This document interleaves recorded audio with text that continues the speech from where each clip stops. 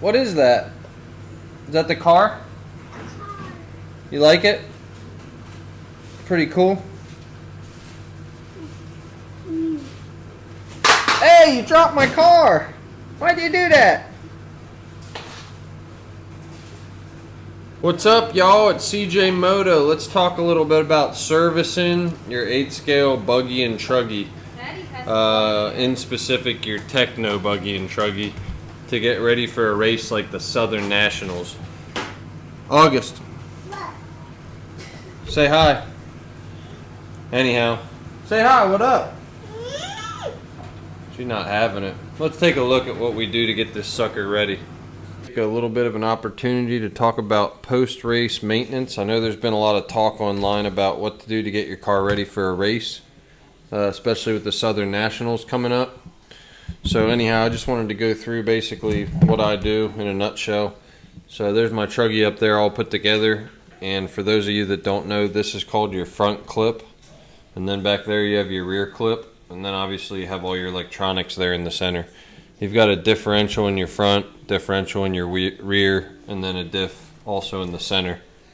So today I just wanted to take a few minutes to talk about the maintenance of your front and rear clip, because I would call that probably like 70% of the whole thing. So anyhow, this is the rear clip for my Buggy. So what I'll do in between all my races, you know, any type of big races, is I will take my rear wing off, and then I'll remove my shocks off both sides. I'll rebuild my shocks. I have some videos on shock rebuilding already. And then I also am a really big fan of fast eddy bearings. So here I have my bearing kit, and this has 5x10x4 all the way through every size in the Tekno Buggy and Truggy basically. Just so you all know, the way you measure the bearings, just if you're curious, you might learn something here. Sorry, I'm trying to do a few things at a time, if you'll bear with me. But you take your micrometer out. You can get like a cheap micrometer offline. This one's made by this company, Vinken or something like that. But anyhow, you don't need an expensive one. But you go ahead and turn that on, and then you turn it to millimeters. And then basically, so this is a 13x19 by 4 bearing right here. So when you take it out, your 4 millimeters is going to be this measurement here. So that's your 4 millimeter. And then your 19 millimeter is going to be this outer diameter. So you see that? 19 millimeters. And then the inner diameter right here, that's your 13. So you have, so basically a 13x19x4 is going to be a 13 millimeter inner by a 19 millimeter outer, and then the width of the bearing is a 4 millimeter. So anyhow, what you want to do, I just buy the dollar fast eddy bearings. I don't go for the ceramics or anything like that, because I would prefer to rebuild my car every race and just go ahead and have fresh bearings in it, because even the ceramics are going to get worn out and you're just going to waste money basically. So in here you have a bearing on your outer hub and on your inner hub. I replace those before any big event. So I'll go into the rear clip and I'll replace the bearings on the inside and outside. The ones that really get worn out are the inner rear hub bearings and front hub bearings. It's the ones I was just speaking about. So that's why I'm really well stocked up on 13x19x4s, because they get worn out the most. The outer hub bearings stay pretty good. You don't really have to replace this bearing all the time coming out of your, this goes into your differential pinion inside there. But what you do want to do is take your diff apart and loosen up this set screw and squeeze everything together with that little shim in. You have a little shim in between there, but you want to squeeze the pinion, outdrive pin or whatever you want to call it. You want to squeeze it, all that together, and retighten that, because you want as little bit of play in there as possible.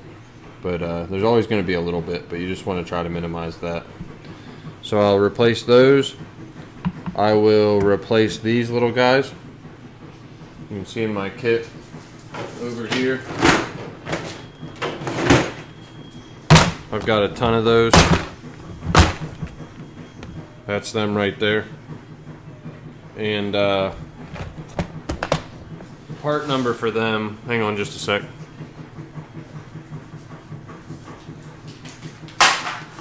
This is them right here. They're called hinge pin inserts, TKR 5165. You want to change your hinge pin inserts pretty often, especially on the Buggy. So I do my hinge pin inserts, I'll service my differentials, put new diff fluids in. That's inside that case, obviously, as y'all know. So service the differentials, new hinge pin inserts, check your hinge pins, spray everything down with Maxima SC1. I love that stuff. It's a pure silicone based lubricant and it won't break down any of the grease in your bearings. I like to stay away from WD-40 because WD-40 will break down the grease inside your bearings, same as Simple Green. So I don't really touch anything to my car while it has the bearings installed unless it's SC1. The only time I wash it in the sink with some type of degreaser or Simple Green or something is after I've removed all my bearings and everything from the car. So yeah, bearings, shocks, service your differentials, front, rear, and center. Check your electronics, check all your wiring. One really important thing you want to do that people might overlook with electric, I would say it'd be the equivalent of like servicing your clutch on a nitro buggy. It might sound weird, but obviously you want to check the bearings. The Tekno motors, you don't have to do that all that often. What you really want to do is look underneath the motor, anywhere you have your wiring routed, anywhere you have wiring. Check all your solder joints, make sure they're good. Check all your wiring underneath the motor, especially on Truggy, because when the Truggy lands it flexes and the motor can pinch wires underneath it. I've actually had that happen, so just watch your wiring real good.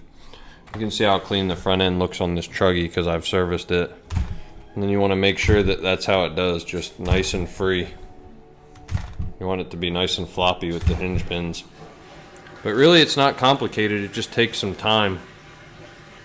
But you don't want to be one of those guys that has a bearing lock up at a race just because he was too lazy to change the bearings out in his car. And I mean, a full change up, really all you got to really worry about is the ones out there in the hubs. So you look at 2, 3, 4, 5, 6, 7, 8, like $8 every weekend or every 2 weekends. And if you're running electric, that ain't no big deal. I also recommend PT racing oils. They're really nice. Associated oils are not accurate. Their measurements are not accurate. PT racing oils are very accurate. So anyhow, I hope you guys got a little bit of information out of that video. If not, then I'm sorry I wasted 7 minutes of your life. CJ Moto out. Thank you guys for watching this video. I hope you enjoyed it, and please check out my Patreon account if you want to try to win either an EB or NB48 2.0 and or whatever they're going to call it. And then please like, share, and subscribe this video. I'll see you guys soon. Hope to see you at Southern Nats, and have a good night.